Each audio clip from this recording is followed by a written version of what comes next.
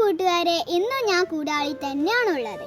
അപ്പോൾ ഇന്ന് രാവിലെ ഞാൻ പറമ്പത്തേക്കൊന്ന് പോയി നോക്കുമ്പോൾ കിട്ടിയ 2 പൂവാണ്. അപ്പോൾ ഈ പൂവിന് പറയുന്നത് ഗതപ്പൂവാണ്. ഈ പൂവിൻ്റെ ഉള്ളിൽ നോക്കിയാൽ ഒരു സാധനം കാണാം, കാളേൻ്റെ മുഖമാണ് കേട്ടോ. അപ്പോൾ ഈ പൂവിൻ്റെ പേരറിയുന്നുണ്ടെങ്കിൽ കമൻറ്റ് ചെയ്യണേ. അപ്പോൾ നമുക്ക് കഥയിലേക്ക് കടന്നാലോ. ചെന്നായക്ക് പറ്റിയ പറ്റ്. വളരെ നാളുകൾക്ക് മുമ്പ് ഒരു കാട്ടിൽ ഒരു ചെന്നായ പാർത്തിരുന്നു.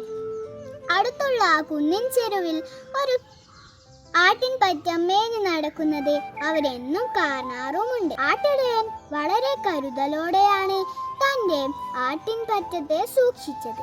അവന്റെ ചുറുചുറുക്കും ശ്രദ്ധയും കാരണം ചെന്നായക്ക് ആടുകളിൽ ഒരെണ്ണം പോലും ഒന്ന് തൊടാൻ കഴിഞ്ഞില്ല.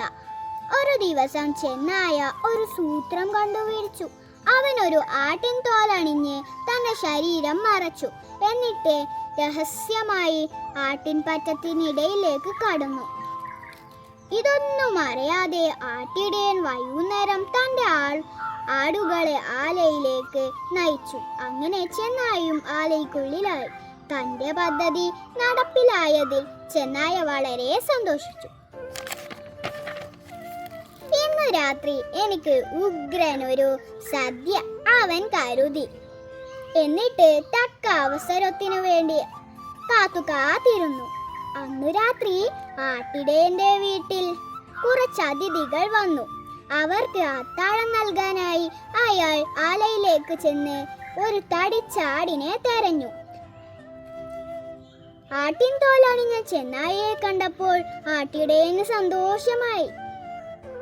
ഇതൊരു തടിച്ചാടു തന്നെ, ഇതിനെ കൊന്നാൽ ഒരു ഒന്നാം തരം സദ്യ ഒരുക്കാം. ആട്ടിടയൻ എന്താണ് ചെയ്യുന്നതെന്ന് ചെന്നായക്ക് മനസ്സിലായില്ല.